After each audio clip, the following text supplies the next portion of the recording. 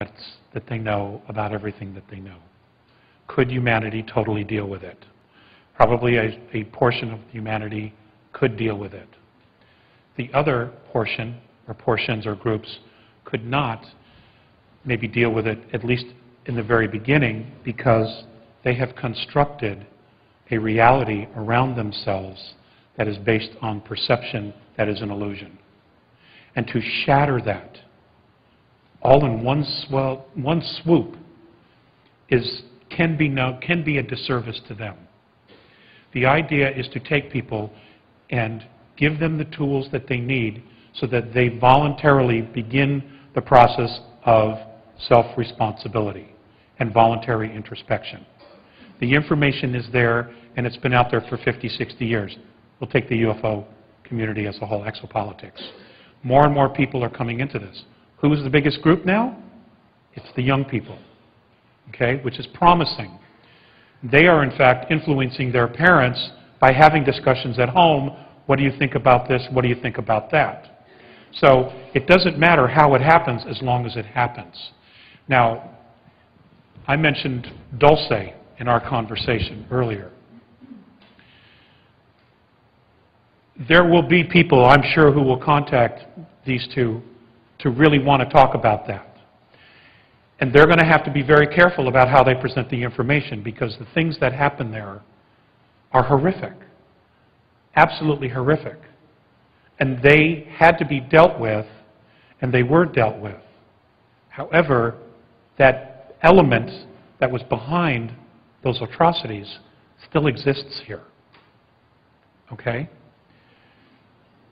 And even I don't want to talk about that. Okay? Because it involved women and children. And that's as far as I'll go. But now that I've mentioned it, I've created a domain of knowing. Okay? I've just created a domain of knowing.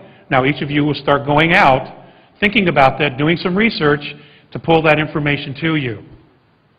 Because now you want to know. Okay. Thank you very much. You're welcome. Last two questions. My question was actually about children and the disappearance of children, if you're willing to talk about it. I've said so much about that already. I know that I have been blasted about that. Ladies and gentlemen, I absolutely know what I know about the missing children.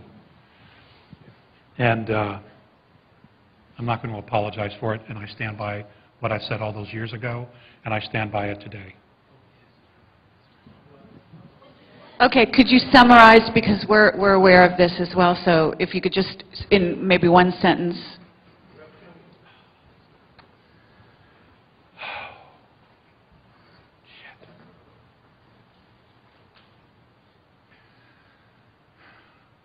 We have become a natural resource. Very much how we've used cows. We use cows and other animals. We ourselves have become a natural resource. The younger ones are the most desirable because they're not tainted with chemical poisons in their bodies, because they're young. That's all I'm going to say. Laura Knight-Judzik has gone into this in depth, and Rich Dolan has also written a review of her book that's very positive, and Rich and Alfred Weber published an article about the subject. So if you want to investigate it further, because it's actually, I just want to augment what Alex is saying here, in the sense that the point is not to give you everything out on a platter, okay? It's for you to understand what's going on. The point is to give you direction. What Alex is doing here is mentoring you, okay? He's giving you indications, and that's what our whistleblowers do, by the way. They don't tell you everything. They don't even tell us everything. But they give us the clues that we need to do the research necessary to find out the truth. And when you hit the truth, it gets you. You can tell. You know it. You want to be in denial, go right ahead. It's out there. The truth is out there. It is unbelievably out there.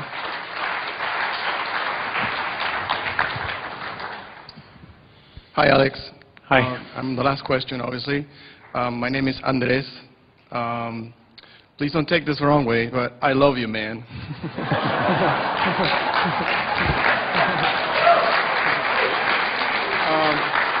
My actual question is actually directed to the audience and to you. I was wondering if you wouldn't mind conducting a little mini meditation for all of us to direct our intention to change the future that we want to have. I was wondering if you would like to do that. Thank you. Ooh, I'm on the spot. Well, this will be a first.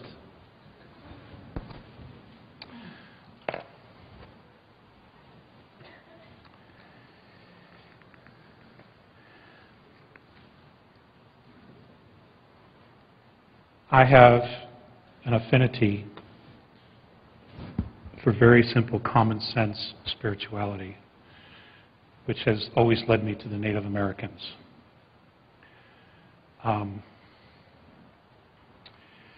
So what I will do is we'll close this with a Native American prayer. And that just happens to be the same prayer that's on the front page here that I have with me, and it's usually always the prayer that I go to. I change the words and make them my own after all these years, but for the purposes of this, it says exactly what I would want to say. Great Spirit, whose voice I hear in the winds, and whose breath gives life to all in the world. Hear me. I am small and I am weak, and I need your strength and your wisdom. Let me walk in beauty, and let my eyes ever behold the red and purple sunsets that you have created with me. Make my hands respect the things that you have made, and my ears sharp to hear your words and your voice. Let me learn the lessons that you have hidden under every rock and leaf. I seek strength not to be greater than my brother, but to fight my greatest enemy, myself. Make me always ready to come to you with clean hands and straight eyes, so that when my life fades as the fading sunset, my spirit can come to you without shame. Amen. Ladies and gentlemen, it's been an absolute honor for me. Thank you so much.